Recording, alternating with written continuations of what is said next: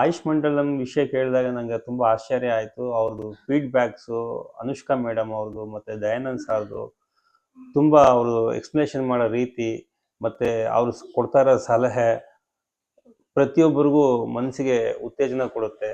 ಮತ್ತೆ ಅವ್ರಿಗೆ ತುಂಬಾ ಆಸಕ್ತಿ ಉಂಟು ಮಾಡುತ್ತೆ.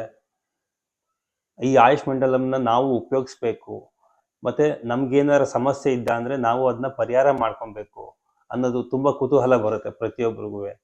ಇದನ್ನ ನಾವ್ ಯಾಕೆ ಇದನ್ನ ಅಪ್ಲೈ ಮಾಡಬಾರ್ದು ನಮ್ಮ ಜೀವನದಲ್ಲಿ ಅಂತ ನಾನು ಡಿಸೈಡ್ ಮಾಡಿ ಆಯುಷ್ ಮಂಡಲಂನ ಕಾಂಟ್ಯಾಕ್ಟ್ ಮಾಡಿದಾಗ ದಯಾನಂದ್ ಸಾರು ಈ ನಂಬರ್ ಕೊಟ್ಟರು, ಭವ್ಯ ಮೇಡಮ್ ನಂಬರ್ ಕೊಟ್ಟರು. ನಾವು ಬೆಂಗಳೂರಲ್ಲಿ ಇರೋದ್ರಿಂದ ಭವ್ಯ ಮೇಡಮ್ ನಂಬರ್ ಕೊಟ್ಟರು.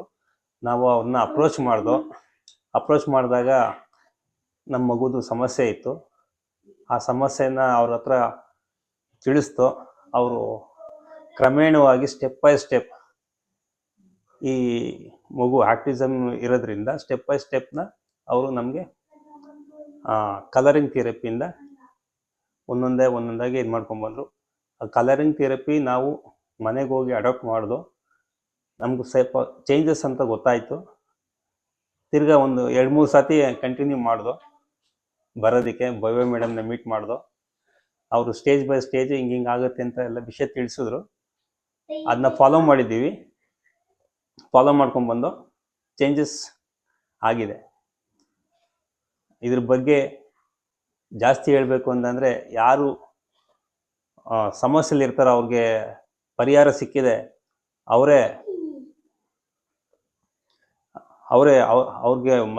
ಅವ್ರಿಗೆ ಮನ್ಸು ನೆಮ್ಮದಿ ಸಿಕ್ಕಿದೆ ಅಂದರೆ ಅವ್ರಿಗೆ ಏನಂತ ಹೇಳ್ತಾರೆ ಗೊತ್ತಾಗ್ತಾ ಇಲ್ಲ.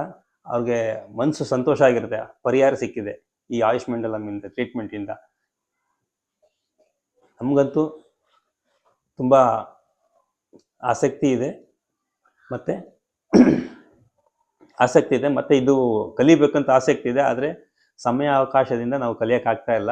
ಬಿಕಾಸ್ ಮಗ ಒಬ್ಬನೇ ಇರೋದ್ರಿಂದ ಅವನ್ನ ಕೇರ್ ಮಾಡೋದು ತುಂಬ ಕಷ್ಟ ಆಗ್ತಾ ಇದೆ.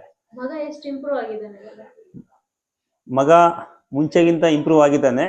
ಆದರೆ ಅಟ್ಲೀಸ್ಟ್ ಹೇಳ್ಬೇಕಂದ್ರೆ ಅಟ್ಲೀಸ್ಟ್ 50% ಆದ್ರೂ ಇಂಪ್ರೂವ್ ಆಗಿದ್ದಾನೆ. ಇನ್ನು ಸ್ವಲ್ಪ ಇದೆ. ಅದನ್ನ ತಿರ್ಗಾ ಭವ್ಯ ಮೇಡಮ್ ಹತ್ರ ನಾವು ಕನ್ಸಲ್ಟೇಷನ್ಗೆ ಬಂದಿದ್ದೀವಿ. ಅದನ್ನ ಅವ್ರು ಕ್ಲಿಯರ್ ಮಾಡಿಕೊಡ್ತಾರೆ ಅಂತ ಭರವಸೆ ಇದೆ. ಅದನ್ನ ನಾವು ಫಾಲೋ ಮಾಡ್ತೀವಿ. ಅದನ್ನ ಫಾಲೋ ಮಾಡಿದ್ಮೇಲೆ ಅದನ್ನ ಇಂಪ್ಲಿಮೆಂಟ್ ಮಾಡಿ ಅದನ್ನ ಕ್ಯೂರ್ ಮಾಡ್ಕೊಳ್ಳೋಕ್ಕೆ ನಮಗೆ. ನಾವು ಸಿಟ್ಟಿಂಗು